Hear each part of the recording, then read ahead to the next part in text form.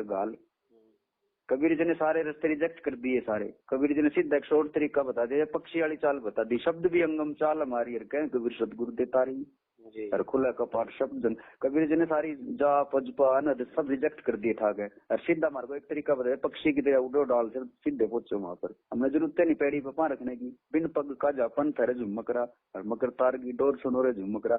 हमने पैड़ी दर पैड़ी चढ़ना है नहीं, जंतर मंतर सब झूठ है इन मनाउल जो कोई जंतर सार शब्द जाने बिना भाई कागा। जब तक आप सार शब्द का लखाव नहीं करोगे ना, उस वस्तु को नहीं जानोगे। परमात्मा को नाम नहीं है, नाम तो हमने रख लिए भाई। तब ये शरीर है, शरीरों का नाम हम बच्चे पैदा करके खुद रखते हैं और पीछे से आते हैं नाम डिक्लेयर हो गए। पहले संतान पैदा होगी तभी तो उसको हमने संज्ञा दी, नाम तो एक संज्ञा है। परमात्मा को नाम नहीं है, परमात्मा एक वस्तु है और वो हमारा स्वरूप है, वो हमारा निज धाम है। उसको निज धाम को निज स्वरूप को ये सब कुछ जैसे कि राई का दाना छोटा, बड़ का पेड़ का बीज जो होता है राई से भी छोटा होता है और जब उसको हम प्रफुल्लित करके पेड़ बनता है तो उसमें से डहनियां भी निकल जाती है, डार भी निकलती है, मोटी मोटी शाखाएं निकलती है, फिर पत्ते लगते हैं, फिर फल लगते हैं। ऐसे आत्मा से ही सबका निष्कासित हुआ, ये आत्म तत्व से ही सारी चीज निकल रही है। अक्षर पुरुष एक पेड़ निरंजन डारा फिर देवा शाखा वह बात संसारा। हाँ, तो ये डार निकली, डाल के फिर पात की शाखाएं निकली, तो शरीर के अंदर ही शाखाएं पैदा होती। देखो जैसे आप आज एक संतान पैदा हुई है, बच्चा ने जन्म लिया है, अब खाली जो है जीव जो है माया इसके शरीर के अंदर जीव पड़ा है बच्चा, उसको ना तो मैं मेरी का पता, ना उसके अंदर मोह है, ना उसके अंदर ममता है, ना काम है, ना क्रोध है, कुछ भी नहीं है उसके अंदर। मन से शरीर उत्पन्न होगा, एक शरीर से दूसरा शरीर उत्पन्न होगा, काया से काया उत्पन्न होगी, मन से मन उत्पन्न होगा। अब धीरे धीरे माता पिता उसके अंदर मन, उसकी माँ उसके अंदर मन पैदा करेगी, उसके साथ बोलेगी, हंसेगी, ओ करके वो धीरे धीरे हंसना शुरू करेगा, उसके अंदर मन पैदा होगा। मन के अंदर से माया निकलेगी। माया क्या निकलेगी? माया के कारण वो अपनी माँ को पहचानने लग जाएगा, पिता को पहचानने लगेगा। मन और से माया पैदा हुई। अब मन और माया मिलके दोनों मिलके क्या करेंगे? 3 गुण पैदा कर देंगे उसके शरीर में। उसके अंदर रजोगुण भी पैदा हो जाएगा, धीरे धीरे सतोगुण पैदा हो जाएगा। वो अपनी माँ को पहचानने लग जाएगा, मुंह में रोने लग जाएगा, उसके कोई दूसरा लेगा तो गोदी। और फिर तमोगुण भी पैदा हो जाएगा, उसको छेड़ोगे तो गुड़ का भरता हुआ हमारी उंगलियों को भाग भाग के। तो 3 गुण काल के पुत्र तीनों देवा, ये मन के पुत्र 3 पुत्र पैदा होंगे। अरे अंधे जीव करते हैं सेवा। ये 3 गुण है, रजगुण सतगुण तमगुण। इन्हीं को ब्रह्मा विष्णु महेश कहते हैं। ब्रह्मा का अर्थ होता है भ्रमित करने वाला। जैसे ब्रह्मा को समझाने के लिए 3 मुंडी छापी जाती है, 3 मुंडी वाला एक आदमी दिखाया जाता है। तो रजोगुण का मतलब होता है तुम्हारे को तुम्हारे से भ्रमित कर देगा, तुम्हारे से उत्पत्ति करा के उसमें तुम्हें ही भ्रमित कर देगा। 1 से अधिक मुंडी, जैसे 1 मुंडी वाला आदमी से कितनी मुंडी वाले और पैदा कर ले, 5 संतान कर ले, 8 कर ले। तो मुंडियों के शरीरों से रूप से तुम्हारे को भ्रमित करने वाला जीवों को ब्रह्मा भटकावे, अलख निरंजन का ध्यान दृढ़ावे। तो ब्रह्मा का मतलब होता है भ्रमित करने वाला। फिर दूसरा आता है विष्णु। विष माने जहर, अणु माने कण, जहर का कण। यानी जिसने विष्णु और सतो गुण का जहर चख लिया, उस जहर के कारण प्रभावित होकर वही मोह ममता रूपी जहर जिसने खा लिया, फिर वो सारी उम्र उसी का चिपका होगा पालन पोषण के लिए। ये मेरा, वो मेरा, कार मेरी, कोठी मेरी, संपत्ति मेरी, शरीर मेरा। तो ये विष का मतलब होता है, विष्णु का मतलब होता है विष का कण। हाँ, वो तो एक प्रकार की नशा हो गया इंसान को उसी जीवन में। तो ये 3 गुण हैं, इन तीनों गुणों ने इस शरीर में। हाँ, ये शरीर एक नगर है, पता है? शरीर एक बहुत बड़ा, जैसे राग बंगला में बताते हैं ना, ये बहुत विशाल है। इसका 3 लोक है, इसके अंदर सारा कुछ आ जाता है इसके अंदर। इस बंगले में जापूत रंगकार धुन से सुर नर मुनि जनमाला, फिर ब्रह्मा विष्णु महेशा। हम बाहर ढूंढने लग गए, हमने तो अपने आप फोटो बना लिए। जैसे कहीं पर एक लोक है, वहां पर विष्णु लंबा पड़ा सांप के ऊपर, कहीं कुछ है, कहीं कुछ है। ये रामपाल ने चित्र बना, ये रामपाल ने चित्र बना देवला, यो शिव लोग, यो पुराना लोग, ऊपर सत लोग, ऊपर के 3 लोग। पता है क्या होता है? कबीर सृष्टि रचना जो कबीर जी ने लिखी है ना, ये अनुराग सागर के अंदर, ये समझना वो बच्चों का खेल नहीं है, सारी कोड वर्डों में फीड है। ये संतों की वाणी अनमोल होती है, इसको समझना सकते हैं। हमारे ग्रंथों पे तो दूसरे देशों के बड़े बड़े साइंटिस्ट भी खोज कर रहे हैं जी। खोज कर रहे। मैं क्या कह रहा हूँ, एक बात बताओ, राम को आप मानते हो, कबीर को आप मानते हो, अमेरिकन नहीं मानते, बताओ क्या करोगे आप? एक चीज कौन सी ऐसी चीज है जिसको सभी मानते हैं? हिंदू, मुस्लिम, सिख, ईसाई, बौद्ध, जैनी, हर चीज मानते हैं जिसको। कौन सी वस्तु है वो? आत्म। आत्म तत्व को हर व्यक्ति मानता है। हर धर्म में आत्म तत्व का जिक्र है ना, जिक्र। अंग्रेज भी सोल बोलते हैं उसको, अंग्रेजी में आत्मा। आत्म तत्व ही ऐसी चीज है जिसको कोई नहीं नकार सकता। और गरीबदास जी ने भी कहता है कि निराकार निर्भय निर्भानी सुरत नृत्य नृतावे आत्म राम अतीत पुरुष को गरीबदास में पावे। वो आत्ममय राम, राम में आत्मा, आत्मा ही परम है, श्रेष्ठ है, वही परमात्मा है। और जी ये जो शरीर में है ये आत्मा नहीं फंस रही, आत्मा का तो कोई बांध नहीं सकता, ना उसको अग्नि जला सकती, ना उसको बंधन बांध सकता, वो तो अडोल है, अबोल है, अछेद है, अभेद है। आत्मा तो अडोल है, वो डोलती नहीं। तो अनुराग सागर के वो सार शब्द जो है वो भी अडोल है, अबोल है, वो सतीर है। ये ओम तो मैंने बोला डोलता हुआ आप तक पहुंच गया, आपने सुन लिया। सोहम मैंने बोला आपने सुन लिया, बताओ। अरे ओम सोम, ओम माने देह, सोम माने जीव, अपना ओम सोम जपे जा, यानी माया जीव, माया जीव, माया जीव जपता रहे, क्या हो जाएगा सारी उम्र, बता। इसको जब बोल के जप लेते, सांस में जप ले, एक ही बात है। उससे कुछ थोड़ा बहुत लाभ तो ये हो जाएगा जो संसारिक वाले हैं। इससे स्वर्ग नरक आप चले जाओगे, किसी एक चीज की रटना लगने से पुण्य बनता है। ये भी सुरत लगती है, इस ओम सोम पर सुरत लगी, इसका भी आपको पुण्य मिलेगा। लेकिन यहीं तो भटकोगे, 3 लोक में भटकोगे, यहीं तक भटकोगे, अपने यथा स्वरूप में अविनाशी पद में नहीं जाओगे। परमात्मा एक पद है। परमात्मा गरीबदास जी की वाणी आती है हंस पंतावली में, क्या होता है कि उसमें बताया कि परमात्मा ने हारे हंसा मेरे दे विदे हारे। कहते परमात्मा से प्रेम करो। कौन सा परमात्मा? वो दे नहीं, विदे हारे, वो विदे है। या झूठी काया रे हंसा भाई भरम बुलाया रे, इसमें 5 ठग हुआ रे हंसा मेरे बाट बट हुआ रे, इसमें 5 ठग बैठे। तो पता है ये जो संत जो है भ्रमित करने वाले इतने हैं, परमात्मा को भ्रमित करने के ज्ञान पर ये जो है दुकानें खुल गई अब कलयुग में। काल ने डिंग डिंग पे कहते 14 कोट यम के लकारे, ये 14 करोड़ कलयुग में यम के लकारे खड़े हैं। यम के लकारे खड़े हाथा में लिए वेद। ये जैसे रामपाल सारा दिन वेद उठाए रहता है, वेद में बोलते साकट चारों वेद है, साकट 12 पंथ। ये तो साकट है तो क्यों उठा रहे इनको हाथ में? होता गंध है ये तो भाई। ये 184 है चौखानी और वेद पुराण इसकी, ये वेद पुराण तो ये तो बेड़िया है जीव में बांध रही हैं। जो हम चतुर बन जाते हैं, इनको पढ़ते वेद में नू लिखा है, शास्त्र में नू लिख रहा है, नू कर मान रहा है, ऐसे कैसे हो सकता है? ये शास्त्र ये बता रहा है, पुराण में ये लिखा है। पुराण वेद कुरान किसने लिखे? ऋषियों ने। ऋषि कौन थे? खुद भ्रमित थे, इनको खुद शब्द का ज्ञान नहीं था, दे तक भ्रमित थे। अंदर का हाल इन्होंने बाहर लिख दिया, पुस्तक पे तार दिया। जो शरीर में साधना करके देखा वो बाहर लिख दिया। हाँ, जो इसी 3 लोक तक का जो ताम झाम था, जो ऋषि जहाँ तक पहुंचा उसने अपनी साधना का हाल वेद के रूप में लिख दिया। वेद तो साकट चारों वेद हैं, साकट 12 पंथ और साकट पंडित पीर हैं, जो इनको पढ़ गए पंडित और पीर बने बैठे, ये भी साकट हैं। और ये ही यम के दंत काल के दांत है, इन्हीं के माध्यम से तो काल तुमको फंसाता है। इनके माध्यम से खाएगा काल। तो कबीर की जो अवस्था थी वो मन और माया से परे की बात है। जिस दिन आपको उपदेश देगा वेदी गुरु, उसी दिन आपका काल के पैर सिर पे पार रखवा देगा। काल के सिर पे पैर रखे सतगुरु के उपदेश, फिर आप काल जो है सर पटकेगा। ये जो है आपको दबा भ्रमित नहीं कर सकेगा। फिर अभी तक तो भ्रमित हो, तभी तो आप इधर उधर ज्ञान, आपकी बुद्धि खोज रही है क्या है सार शब्द, क्या है सार शब्द, क्या होगा वो, कैसा होगा, पता है? सार शब्द जो है बुद्धि से परे की अवस्था। आप कितनी बुद्धि पच मरोगे बताओ? युग हो गया आपको पच मरते, हर बार ना हिसाब लगाते हो क्या आप अपनी बुद्धि से पा सकते, तो फिर क्यों भटक रहे इतने युग हो गए यहाँ पर? आप बताओ। बुद्धि बाणी से अगम है रंग हो रही हो, सुरत नृत्य जहाँ लावे राम रंग हो रही है। वो तो बुद्धि और वाणी से अलग है भाई। तो कितनी बुद्धि लगाओ उसके लिए, बता कितनी वाणियां पढ़ेगा तू और कितनी बुद्धि खपाओगा? वो तो बुद्धि और वाणी से अगम है। बुद्धि तो खत्म हो जाती है वहां पर। बुद्धि से पाया जाता तो कितने बुद्धिमान लोग रहे, सारे ना पा लेते। ये जहाज बना दिया, मोबाइल बना दिया, बताओ। उनसे भी कई 1000 गुना ज्यादा बुद्धिमान है। तो बुद्धि से की अवस्था नहीं है। वो अपना से सतगुरु आए दया करी ऐसे दीन दयाल, यानी अपने आप दया करेंगे, आप जो है सहज अवस्था में आ जाओ, स्थिर हो जाओ। हाँ, तो तारेंगे तारेंगे तहतीक सतगुरु तारेंगे, मन कर धीर बांध ले रे बावले, छोड़ देने पाछलियों की रीत। क्यों तू पुराने इतिहास ठाटा का पढ़ता अंडाइन में खोजता?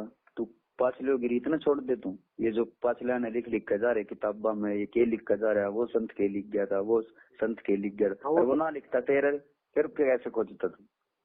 वो तो अपना अनुभव लिख कहते छोड़ देने पाछलियों की रीत सतगुरु तारेंगे, और तुम राही ज्ञानना तुम राही ध्यानना। अब आपको पता चल गया भाई परमात्मा कोई और है, वो एक वस्तु है, तो तू उसी के ज्ञान में रहे हमेशा। तेरे अंदर 24 घंटे सुमरण का मतलब होता है दिमाग के अंदर परमात्मा तत्व की याद बनी रहे।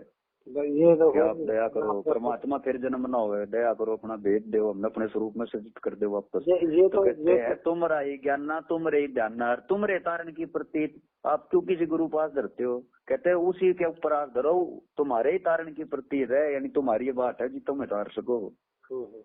ये देह गुरु पार कर देते हो, देह गुरु आप तो पार हो ले तल दे, वो खुद बंदा पड़ा दे में, बताओ आप आपने बताइए ना, ये अभी थोड़ी देर पहले भगत जी ये अवस्था दास की है, और इसी अवस्था में बस दोनों गुण में हम लगे हुए अभी तक। हाँ अपना पता है स्थिर स्वभाव में रहो, ये जो है हमारी कोई भी मदद नहीं कर सकता। सार शब्द एक ऐसी वस्तु है, उसको कोई दूसरा व्यक्ति नहीं दे सकता। वेद्य गुरु खाली उसका भेद दे होगा, वो पानी आपको है। यदि दूसरा पा सकता है, जितने शरीर है ना, जितने भी शरीर हैं उतने ही काल हैं, उतने ही ब्रह्मा विष्णु महेश है। इसलिए तो कबीर जी कह रहे कि वो तो ब्रह्मा मर के 49 करोड़ कन्हैया, 7 करोड़ सब मर के हमारी एक नहीं घटी पलैया। यानी जितने शरीर है उतने ही ब्रह्मा विष्णु महेश है, उतने ही काल है। अगर काल एक होता है, एक बात बताओ, मान लो मैंने 100 आदमियों को अपने जाल में फंसा रखा है और 100 में से अगर एक भी मेरे को मार दे तो 99 के 99 भी आजाद हो गए नहीं हो गए, क्योंकि मैं मर गया। अगर काल एक होता तो नानक ने काल मार दिया, कबीर ने मार दिया है भाई। मुकदर माया काल के कबीर जी कह रहे हैं कि कबीर पुरुष ने माया कुट्टी, तो आप सारे ना आजाद हो जाते, काल मर जाता। अगर कबीर ने वो एक मार दिया काल, सबको अपना अपना काल मार गया है। जैसे गुरु ग्रंथ साहब के अंदर आता है सुखमणि साहब में कि सुमरो सुमर सुमर सुख पाओ, यानी सुमरो माने याद करो, अपने स्वरूप को याद करो भाई, और सुमर उसी सुमरन से ही सुख होगा।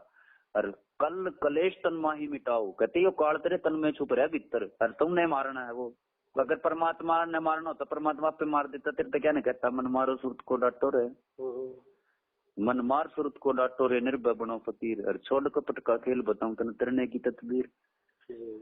हाँ कहते जैसे पनियारी पन घट जावे है भाई, जैसे पनियारी चली पन घट पे, ये बताते हैं ना भाई। जैसे ये होते हैं, गरीबदास जी बता रहे हैं कि जैसे मन को कैसे मारना होता है। आपके मन में जैसे कोई बाल जा रहा है, कोई और व्यक्ति कहीं पर जा रहा है बकवाद में, मारा है मन करे चल तू भी देख इसकी गला सनीमा, मन मारना होता है, हम नहीं जाऊंगे, मन को मारे तो वहीं बैठे रह नहीं चला। हाँ मन जा रहा है, वासनाओं में जा रहा है, फिल्में देखने जा रहा है, तो कहते हैं अगर मन नहीं रुक रहा, मन जा रहा है, तो तेरे के ऊपर प्रेशर डाले तो कबीर जी कहते हैं कि मन जाता है जान दे, तू बांध के रख शरीर, और उतर पड़ा कमान से तो क्या कर लेगा तीर। मन नो जान दे, देखो तेरी ताकत से तो चल रहा है, मान ले मन जाओगा, कहाँ तक जाओगा, थोड़ी दूर तक जाओ, वापस उल्टा आ जाएगा, उसके पास ताकत नहीं चलने की, तेरे बिना कुछ नहीं कर सकता। वो हमारे शरीर के बिना कुछ नहीं है, नथिंग। मन की ताकत माया है, शरीर माया है, मन की ताकत है माया। मन तो बहरा है, गूंगा है, लंगड़ा है, अंधा है, तो जड़ है। ये तो शरीर पे बैठा है, शरीर के माध्यम से भोग करता है, तो शरीर चाहिए इसको भोगने के लिए, भोग करने के लिए। शरीर माया है, क्योंकि मन की ताकत माया है, माया की ताकत तू है, शरीर को तू चलाता है। तेरी ऊर्जा के बिना शरीर कैसे चल जाएगा? नहीं चलेगा। तो ये मन और माया दोनों जड़ है, लेकिन तू जीव जो है भ्रमित होकर मन और माया को ताकत दे रहा है। लेकिन मन और माया को जीव के को जो है ऐसा भ्रमित कर रखा है इस काल ने, इस जैसे ये मन जो है एक मैल की तरह है।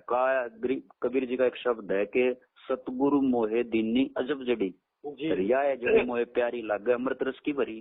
काया नगर अजब एक बंगला, इसी काया नगर में परमात्मा का भी एक बंगला है। जैसे राग बंगला में आता है कि परले संख संखो बीते, बंगला डिगे न डोले, हर गरीब दास सतगुरु का बंगला, ना कुछ तोल न मोले। तो इसी काया नगर में ही एक ऐसा बंगला है, काया नगर अजब एक बंगला था में गुप्त धरी, वह जड़ी उसमें गुप्त धरी है। और 500 नाग 2500 नागन सुंगत तुरंत मरी। कहते वो तेरे हाथ लाग जाते 500 नाग और 25 की प्रवृत्ति हो। जैसे 5 जैसे काम है, काम के 5 बच्चे हो रहे हैं, 5 रूप हो रहे हैं, शब्द सप्रस रूप सरंग भ्रंग, तो ऐसे 25 प्रकृति हो इनकी।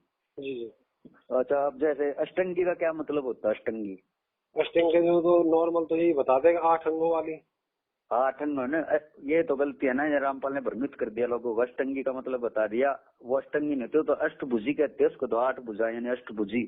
अष्टंगी का मतलब होता 8 अंग से बनी हुई वस्तु, 8 अंगों से मिलकर। अष्टंगी ये शरीर है, 5 तत्व और 3 गुण से बन रहा है। 5 तत्व और 3 गुण का बंगला अधिक बनाया, और इस बंगले में साहब बैठा सतगुरु भेद लखाया। अष्टंगी का मतलब होता 8 अंगों से मिली हुई वस्तु, बन मिलकर बनी हुई वस्तु, ये शरीर अष्टंगी है जी। ये 5 तत्व और 3 गुणों से मिलकर बन रहा है। 8 अंग मिली है माया, पिंड ब्रह्मंड सकल ब्रह्माया। या मैं सुरत शब्द का लेखा तन अंदर मन को किन देखा। और इसमें सुरत शब्द की डोरी चली है हंसा पुरुष किशोरी। और काल अकाल दोनों आको मोसो महाकाल सिर मुंडू। और मैं तो तख्त जूरी हुक्मी चोर खोज को ढूंढू। तो ये अष्टंगी का मतलब ये शेरावाड़ी नहीं होती है, 8 भुजा बना कर हमने फोटो बना के सजा ली, वो अष्टभुजी होती है, अष्टअंगी नहीं होती, वो अष्टभुजी होती है, 8 भुजाओं वाली से मिलकर बना हुआ है। अष्टंगी का मतलब ये शरीर है। जी जी। इसलिए कहते हैं ना कि मन से पेट से देवी करे पुकारा है साहब मेरा करो उबारा, यानी निरंजन के अंदर से माया निकली है। जैसे मन जो है, जैसे आपका मन, आप उत्पन्न हुए, आपके अंदर मन है जी, आपके अंदर से रह रह के इच्छा हो रही है, माया पुकार कर रही है बार बार मुझे पैदा करो मुझे पैदा करो, आपके अंदर प्रेरणा उठ रही है संतान तो होनी चाहिए पैदा। ये शरीर आप एक शरीर और पैदा कर दोगे, 2 कर दोगे, 3 कर दोगे, तो मन के अंदर से माया निकली नहीं निकली। जी जी बिल्कुल। फिर सृष्टि रचना में यही तो गुप्त संकेत समझा रहे हैं कि पेट से देवी करे पुकारा हे साहब मेरा करो बारा। लेकिन वो माया निकाली किसने? वो सार शब्द ने तो निकाली, उसी की कृपा से तो देह बनी जल की बूंद से। जी जी, उस एक पानी की बूंद से, जिसने उस शब्द वो साहब नहीं पाया जिन्हें जल की बूंद से महल बनाया शरीर बनाया। यानी पेट से देवी करे पुकारा, आपके अंदर से, आपके अंदर जो मन छुप रहा है, मन के अंदर से देवी पुकार कर रही है मुझे बाहर निकाल बाहर निकाल। फिर उसकी पुकार सुन के कहते हैं टेर सुनी जब हमता है अष्टंगी के बंद छुटाए। अष्टंगी को मन की कैद से फिर बाहर काट डैनी और शरीर पैदा कर दी, मेरे जीव पुकार कर रहा था मुझे बाहर निकालो, उसको आकार दिया माया में, काट दिया माया को बाहर, शरीर माया है जी। अष्टंगी यानी 8 भुजाओं 8 अंगों से अष्टंगी और काल अब 2 ही। अब अष्टंगी और काल और मंद कर्म से गए, अष्टंगी माने शरीर और काल माने मन। कहते अपने मंद कर्म के कारण दोनों बह गए, जैसे शरीर भी बह जाएगा समा होगा जब नष्ट हो जाएगा और मन भी नष्ट हो जाएगा, जीव फिर दूसरी जगह नया शरीर नया मन पैदा करेगा। जी। तो ये मंद कर्म से गए भी कोई धर्म राय को हिकमत कीना और नख रेखा से बकर लीना। तो नख रेखा से होता है नाखून से लेके और सिर तक सारा भोग विलास से ये शरीर भरा पड़ा है। जी जी। जैसे रोम रोम में कितने स्पर्श कर दे बड़े, स्त्री पुरुष का खेल हो रहा है ना ये सारा। सिरजे पुरुषा ये तीनों चेले बटपारी, सिरजे पुरुषा सिरजे नारी, ये मन के चेले हैं 3, ये ठग हैं, ये जीव को ठगते रहते हैं आनंद दे के झुटके सुख मोड़ जाके। और वो सुख होता है सार शब्द की टूटी और बूंद का होता है वो आनंद। आनंद का मतलब भी परमात्मा है, परमात्मा में आनंद है, दूसरी वस्तु में आनंद नहीं है जी। वो किरका है। यो तो ये झूठा आनंद है, आनंद का किरका टूट का आता है वहीं से, जैसे गिरिराज जी कहते हैं जैसे मतलब कुछ घूट पानी पिला दो बाकी पूरा ना पिला पाए आनंद। तो जब तक उसमें समुद्र में वापस नहीं जाऊंगे ना, वो अखंडित आनंद है। सार शब्द जो है अखंडित आनंद है, ये एक बूंद रिस की आती है वहां से। जैसे आपने चूल्हे में से कोयला निकाला, जी, थोड़ी देर तक उस कोयले के अंदर भी हीट है, लेकिन वो थोड़ी देर बाद बुझ कर खत्म हो जाएगा वो तो। तो ये जो ऊपर से बूंद टूट करते ना जीव, जब ऊपर के लोकों से आता, खोपड़ी में से रिश्क है बिंद के रूप में बाहर आता, तो हमें आनंद आता है। क्यों? क्योंकि उसके साथ वो आनंद चिपका हुआ आता थोड़ा सा। जैसे कोयले के अंदर से वो तपत निकल के आती है थोड़ी सी, कुछ देर के लिए वो गर्मी दे देती है वो, हम उसी को आनंद मान कर मान ले तो बहुत बड़ी चीज छा गई हमने। वासना काम वासना में बहुत बड़ी आनंद हाथ लग गया हमारे। ये जब ऊपर के लोक से टूट के प्राणी ऊपर के ब्रह्मंडों में से ऊपर चढ़ रहा है, को सतलोक में पहुंच रहा है, को किते, फिर उसका संस्कार पूरा होने के बाद वो हमारी एक शरीर में से 3 लोक में है, वो ऊपर से खोपड़ी से टूटता हुआ बहता हुआ चलता हुआ पिंडी देश में, फिर इस माया के देश में प्रवेश करता हुआ लिंग के माध्यम से गर्भ में जाता है वो। तो वो अपने साथ कुछ आनंद चिपका हुआ आता है उसके साथ वहां से, तो ये आनंद हमें महसूस होता है, उसी को अमृत मान लेते हैं। वो हो क्या पा गया हमने तो पता नहीं। तो ये ऐसे खेल होता है सारा, पता है ये अंदर का सूक्ष्म ज्ञान होता है, इसीलिए तो इसका नाम सूक्ष्म वेद रखा कबीर के सागर को।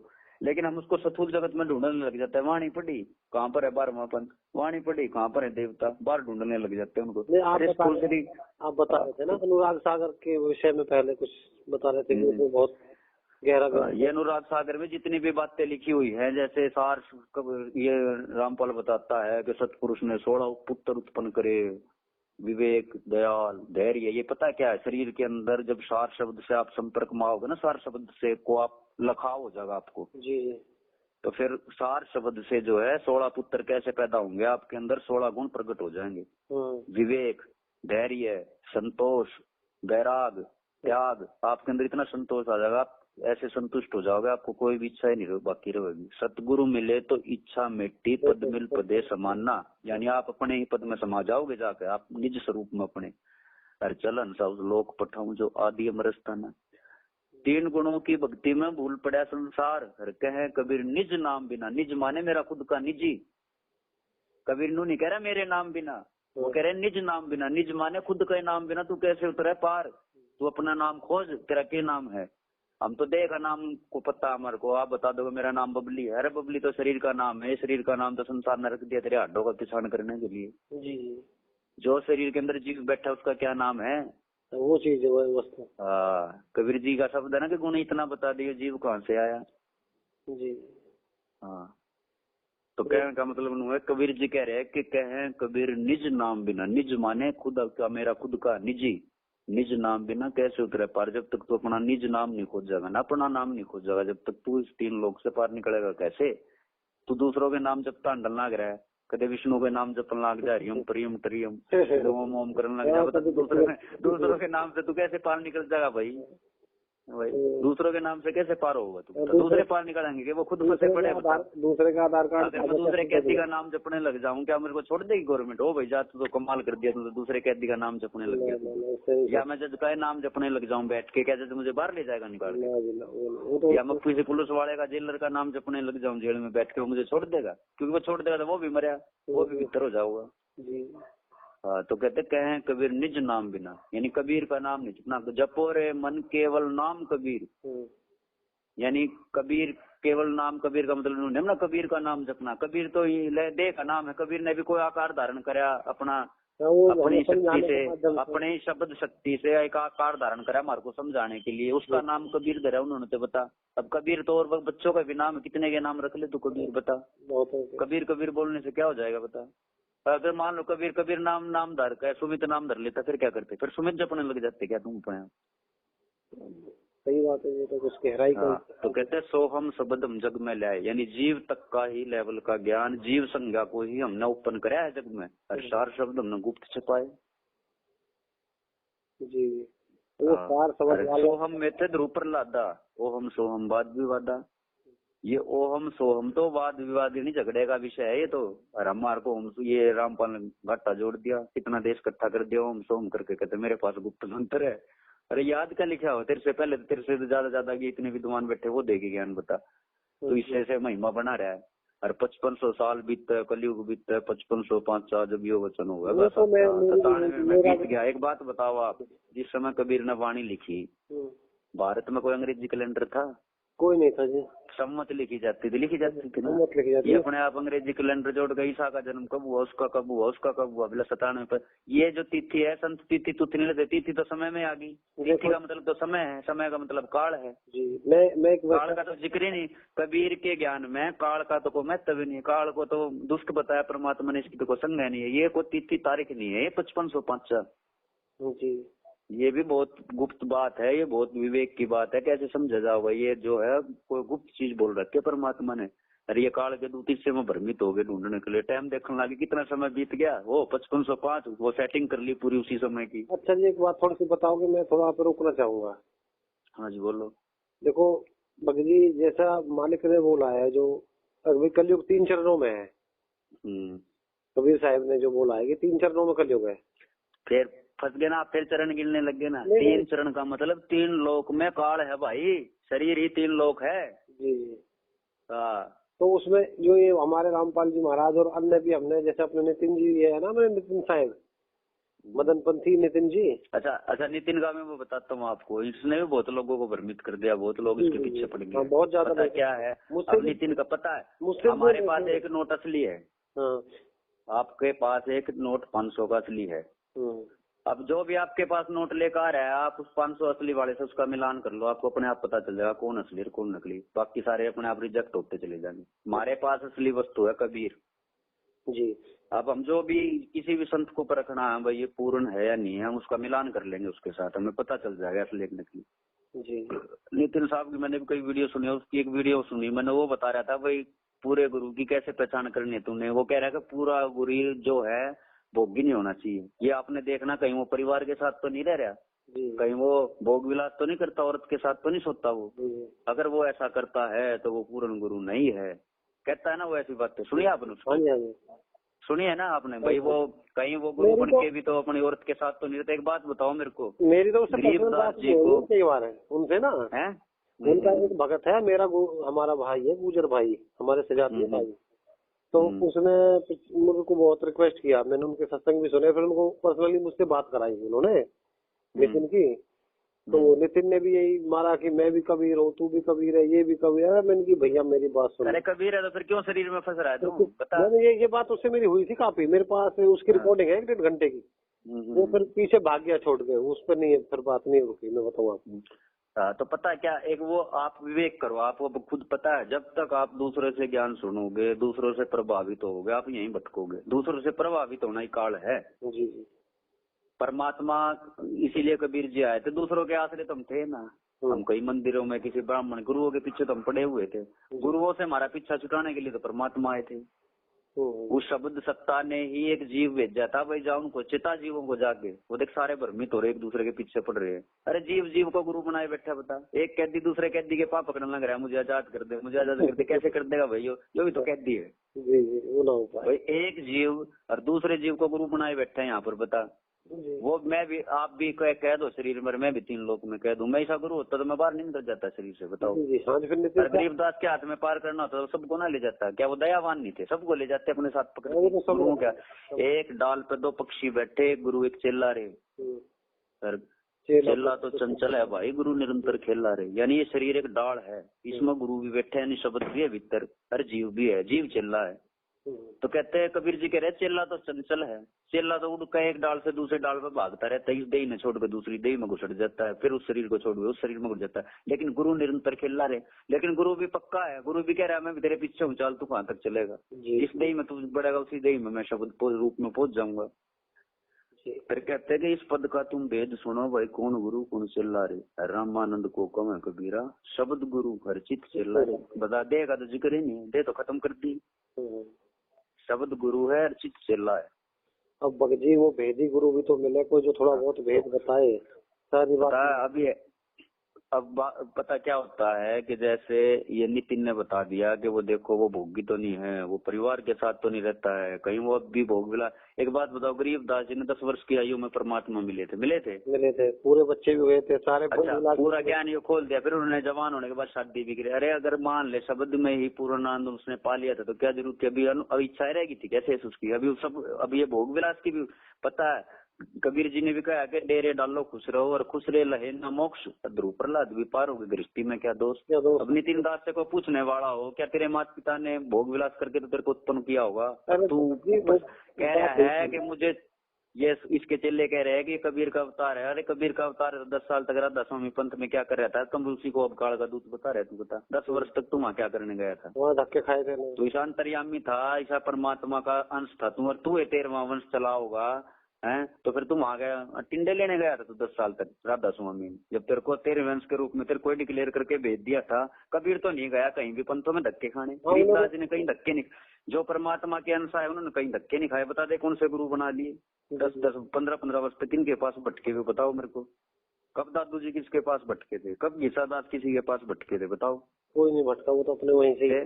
अरे अगर तू ही 13 वंश का था, तू परमात्मा ने भेजा है, तो फिर क्यों भटका भाई? तू 10 साल तक वहाँ गया, 10 साल तक तू बैराग साहब के पास गया, उसी की तू कट्टी कर रहा है। अरे कौन कह रहा है पहले 10 साल वहाँ रहो, फिर गुरु देखेगा ये पक्का होगा कि नहीं लंगोट का, फिर इसको लंगोट देगा, फिर ये लंगोट बांधेगा जब ये गुरु पाकेगा। अरे गुरु पाकने के लंगोट की जरूरत नहीं है। डेरे नांडो खुश रहो और खुश रहे न मोक्ष, ध्रुव प्रहलाद जब पार हो गए तो गृहस्थी में के दोस्त। ये गृहस्थी के कारण तो उत्पत्ति होने लगी है, बता। और जीवों को तो तू फिर मनुष्य शरीर धारण नहीं करने देगा किसी को तू। बस ये ऐसा अपना अपनी तुमड़ी अपने अपने राग हो रहे जी, मैं बताऊँ। हाँ तो पता यही इसी चीज बीमारी से तो बाहर निकलना है। तुम अपना खुद का विवेक लगाया करो, संसार की मत सुना करो। स्वान रूप संसार है कुछ खर्ची नाही, हर शीश महल को देख के भाई भोक भोक मर जाही। ये शीश महल क्या है? शब्द शीश महल है, यानी सिर के ऊपर बना और महल। शीश महल का मतलब ये नहीं होता शिष्य का महल, संसारिक रूप से अर्थ होगा इसका शिष्य का महल। जैसे कहते हैं ना कि परलय संक असंक रे पलमा ही बिहानी, और गरीबदास के मुकुट पर हाजिर परवानी। तो शीश महल का मतलब होता है शीश के ऊपर शब्द का महल है। हाँ लेकिन भगत जी वो भेदी गुरु भी तो मिले कोई, हम तो इसी भेदी गुरु भी वो मैंने बता देना आपको, अपने आपके पास शब्द ही भेदी गुरु को पहुंचा होगा आपका। आप एक बात बताओ, आपको पता था आपसे मेरी बात होगी? आप क्या जानते हो मुझे? ये किसने मिला है? ये परमात्मा आपकी तरफ ने पहुंचाया होगा मेरे तक आपको। जी जी। फिर